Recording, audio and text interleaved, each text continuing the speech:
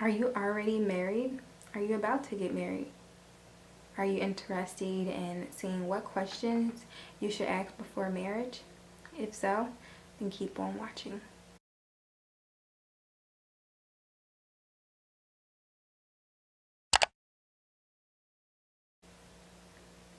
Hi everyone, it's Christina. Thanks again for joining me. If you're old here, if you're new here, thank you for being here. So we're going to get right into it. Questions you should ask before marriage. This is before marriage. So if you're already married and you're having some questionable thoughts, this video is not for you. But if you want to watch it, of course watch it and try to see maybe some things you can take into consideration and try to get both of you guys on the same page if you guys are not for whatever reason. So number one is religion. Religious preferences happen to be one of the main things that I see couples disagreeing on. Number two, children. How many children do you want? Do you want children? Number three, do they drink, smoke, use drugs? Do they drink all the time? Do they drink socially? Ask these questions. Number four, family ties. Are they someone who cannot leave their family? Do they always have to be close to their family?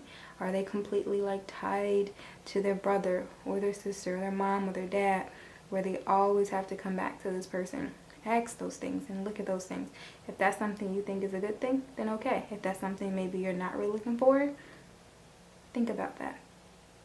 Number five, money, finances. What are they going to be able to do to provide for the family? How are they going to contribute to the family? What are some of their goals financially? Number six, cheating and lust. Now, this one is a little questionable because, of course, if you ask someone about cheating and lust, they're going to say they would never cheat and they would never lust. But I think it's something that still needs to be talked about. That way, everyone can be on the same page. I personally think that it should at least be said that if you are having the desire to cheat, at least come to me about it. That doesn't mean just, come to me about it and you can cheat, but let's talk about what's wrong and what's making you want to cheat. Rather than you cheating, me finding out, I find that to be way worse. So at least it should be said, let's communicate. If something's not going well, that's causing a person to cheat or think about cheating, we should discuss whatever it is so that it doesn't escalate to cheating. Then, of course, as far as the lust part, whether they find themselves being continually attracted to different people, that should be something to discuss, because both people need to understand they need to focus on the person that they're with. Because you might meet someone at the office or at the park or at the grocery store that you feel like you have a good conversation with. Next thing you know, you think, oh, I like this person. But the focus needs to be on the person you're with. So this is the conversation that needs to be had so that both people can understand this.